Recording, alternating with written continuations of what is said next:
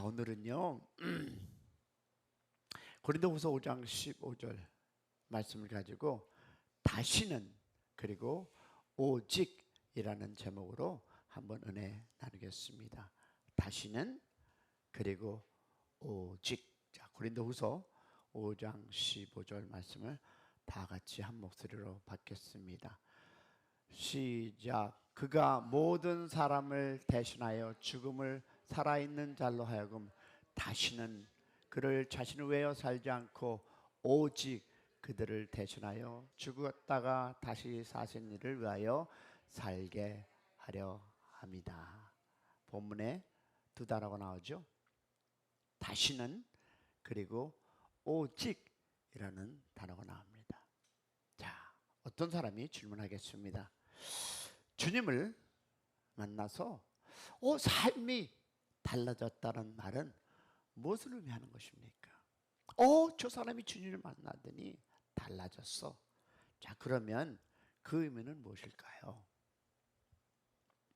오늘 우리는 바울을 통해서 이 질문의 답을 성경적으로 정리해 보려고 합니다. 자, 어떤 사람이 주님을 만났어, 달라졌어 라는 말은 여러분 단순히 도덕, 윤리적인 차원의 이야기를 말하는 것이 아닙니다. 기독교는 도덕과 윤리를 포함하고 있지만 도덕과 윤리가 종교는 아닙니다.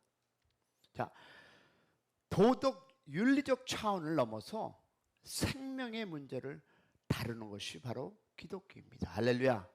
그러므로 어떤 사람이 예수를 만나서 구원을 받아서 이 삶이 달라졌다는 말은 여러분 술과 담배를 끊고 착한 사람이 되었다는 그 말을 의미하는 것이 아닙니다. 그 사실도 포함하고 있지만 더 중요한 것은 주님을 만나 삶의 목적이 destiny 달라졌다는 것입니다. 결론적으로 말하면 전에는 자기를 위해 살던 사람이 이제는 주님을 위해 사는 것을 말합니다. 할렐루야. 그러면 우리는 바울을 통해서 이 사실을 확인할 수 있는데, 자, 바울은 믿는 사람들을 핍박하러 어디로? 다메섹으로 가던 길이었습니다. 믿는 사람을 핍박한다는 것은 곧 누구를? 예수 그리스도를 핍박하는 것이었습니다. 그래서 주님은 주여 누구이니까? 라고 묻는 바울에게 나는 내가 박해하는 예수라 라고 대답합니다. 자, 다메섹 길을 가던 길에 주님을 만난 바울은 그대로 다메섹에 갑니다. 자, 다메섹에 간 바울은 예수를 하나님의 아들이라고 증거합니다. 그러면 여러분 질문하겠습니다. 바울이 무엇이 달라졌습니까? 예수님에 대한 생각이 달라졌습니다.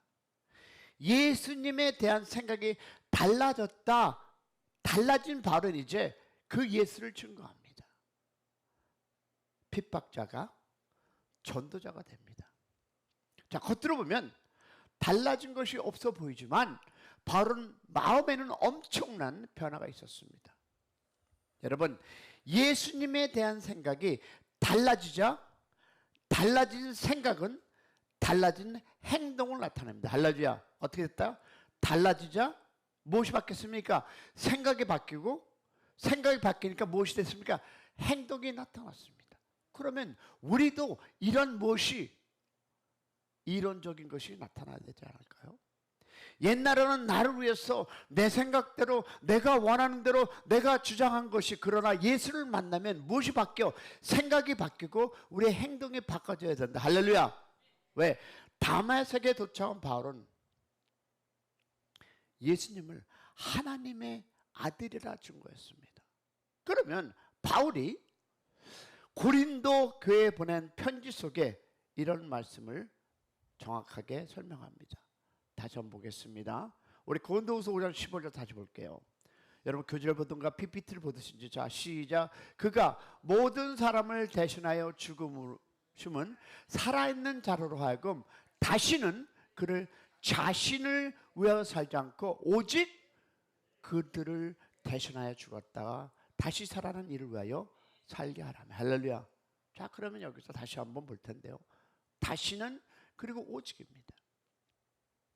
자, 바울은 주님께서 십자가에 지신 이유를 이렇게 얘기하죠. 다시는 그리고 오직이라는 단어를 쓰고 있습니다. 자, 그러면 다시는 그리고 오직은 마치 여러분 동전의 앞뒤와 같습니다. 자, 그럼 이걸 한번 풀어볼까요? 자기를 위해 살지 말고 다시는 무엇을? 하나님을 위해 살라. 누구? 오직입니다. 다시는 이제 여러분과 나는, 바울은 다시는 너희 자신을 위해 살지 말고 오직 예수를 위해서 살라. 할렐루야.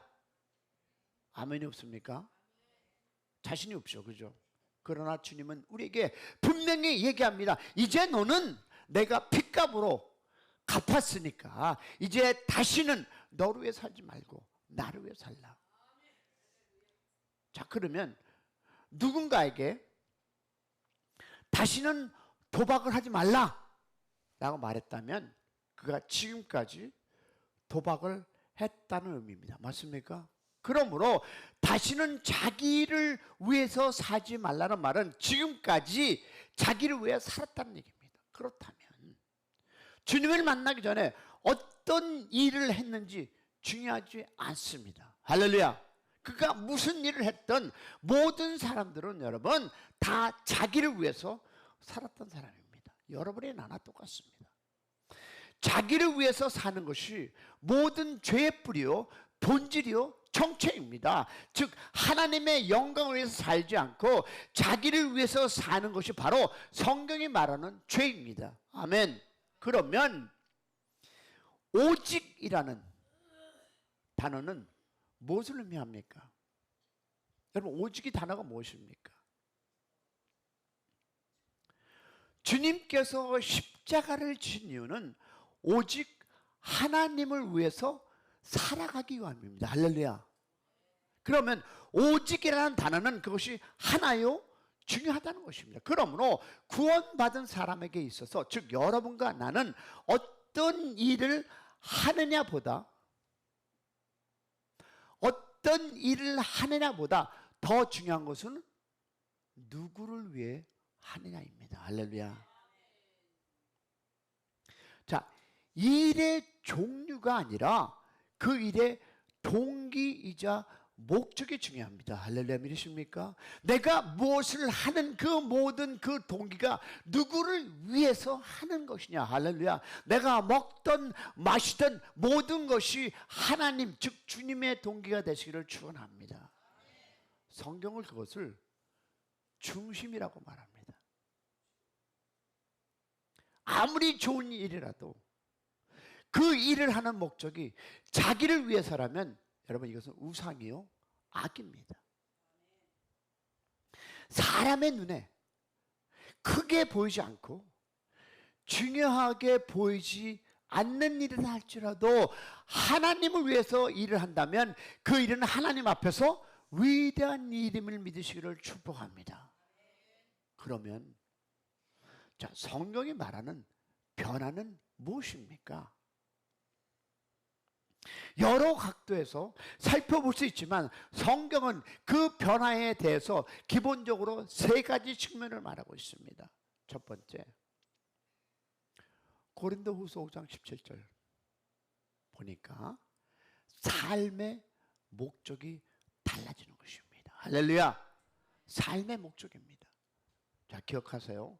다시 한번 볼 텐데 시작. 그가 모든 사람을 대신하여 죽으시면 살아있는 자들 하여금 다시는 그들 자신을 위해 살지 않고 오직 그들 대신하여 죽었다가 다시 살아신 이를 위하여 살게 함이라. 할렐루야. 그러면 성경이 말하는 변화란 여러분 삶의 목적이 달라지는 말입니다. 할렐루야. 왜? 자기를 위해 살던 사람이 이제는 누구를 위해서? 하나님을 위해서 사는 것. 아멘이십니까? 자, 그리스도인이 술집에 가면 됩니까? 안 됩니까? 안 됩니다라고 얘기합니다. 중요한 것은 왜 가느냐입니다. 전에는 술을 마시러 갔지만 이제는 전도하러 가는 것. 중심이 달라지는 것입니다.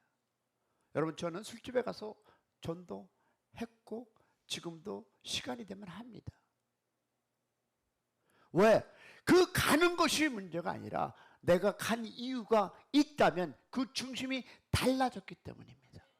여러분, 술집에 가는 목적이 달라지는 것입니다. 할렐루야. 바울은 다메섹 도상에서 예수를 만나고 분명하게 달라진 것이 있었습니다. 그것이 바로 무엇이다? 목적이었습니다. 내가 살아가는, 여러분과 내가 살아가는 목적이 달라지기를 소망합니다. 믿는 사람을 죽이러 가던 그가 다메섹에서 주님을 만난 후에 복음을 전하였습니다. 그러면 우리가 사도행전 9장 1절과 2절 그리고 행전 9장 22절을 볼 텐데요. 다 같이 시작. 사울이 주의 제자들에 대하여 여전히 위협과 살기가 등등하여 공문을 청하니 이는 만일 그 도를 따르는 사람을 만나면 남녀를 막론하고 결박하여 예루살렘으로 잡아오려 함이라. 22절. 사울은 힘을 더 얻어 예수 그리스도라 증인하여 다메섹 사는 유대인들을 당혹하게 하니라. 무엇이었습니까? 그의 중심이 바뀐 것입니다. 자, 두 번째 보니까 자기의 주인이 바뀌는 것입니다. 볼까요? 마태복음 6장 24절 시작. 한 사람이 두 주인을 섬기지 못하니 혹 이를 미워하는 저를 사랑하거나 혹 이를 중히 여기는 저를 경히 여김이라. 너희가 하나님과 재물을 겸하여 섬기지 못하리니. 우리 이 단어에 되게 약하죠. 하나님은 분명히 얘기하는데 우린 이 단어를 받으면 그래도 이거는 내가 써야 되고 이거는 하나님한테 맡기기는 뭐 그런데 나 이거 그저 약하죠. 저도 마찬가지입니다. 그러나 물질은 주인으로 섬기는 사람이 이제 하나님의 주인으로 섬기는 것입니다. 할렐루야. 이것이 바로 성경이 말하는 변화입니다. 전에는 나를 위해서 내 것이고 나의 것이고 나의 삶을 위해서 쓰던 모든 것이 이제 주인이 하나님을 인정하는 것. 할렐루야. 이것이 바로 변화입니다. 즉 여러분의 생각이 변화되어야 된다는 것입니다. 아멘. 만약 어떤 사람이 주님을 만나고 술, 담배는 끊었지만 하나님을 주인으로 삼지 않고 여전히 자기와 돈을 주인으로 삼긴다면 여러분, 영적으로 시각으로 보면 하나도 달라진 것이 없는 것입니다. 자, 그러면 세 번째입니다. 세 번째 보니까 가치관이 변화되는 것입니다. 빌립보서 3장 7절부터 9절 보겠습니다. 시작. 그러나 무엇이든지 내게 유익하던 것을 내가 그리스도를 위하여 다 해로 여길더라. 또한 모든 것을 해로 여김은 내 주 그리스도 예수를 아는 지식이 가장 고상하기 때문이라. 내가 그를 위하여 모든 것을 잊어버리고 배설물로 여김은 그리스도를 얻고 그 안에 발견되려 함이라. 내가 가진 의는 율법에서 난 것이 아니요 오직 그리스도 믿음으로 말미암으는 곧 믿음으로 하나님으로부터 난 의라. 아멘. 여러분, 주님을 만나기 전에 주일날 낚시를 가던 사람, 골프를 가던 사람이 이제는 교회로 옵니다. 왜냐하면 가치관이 바뀌었기 때문입니다. 할렐루야. 그전엔 내가 좋아하는 것들을 하던 그 사람이 이제는 가치관이 바뀌었기 때문에 교회 오는 것입니다. 다시 말해서 주님을 만난 바울은 예수를 아는 그 지식이 가장 고상하다고 했습니다. 다른 모든 것, 주님의 그 일을 아는 것을 방해되는 것은 배설물로 여겼습니다. 사랑하는 여러분, 우리가 예수를 아는 지식을 가장 고상하다고 생각한다면 세 가지를 우리가 알아야 합니다. 볼까요?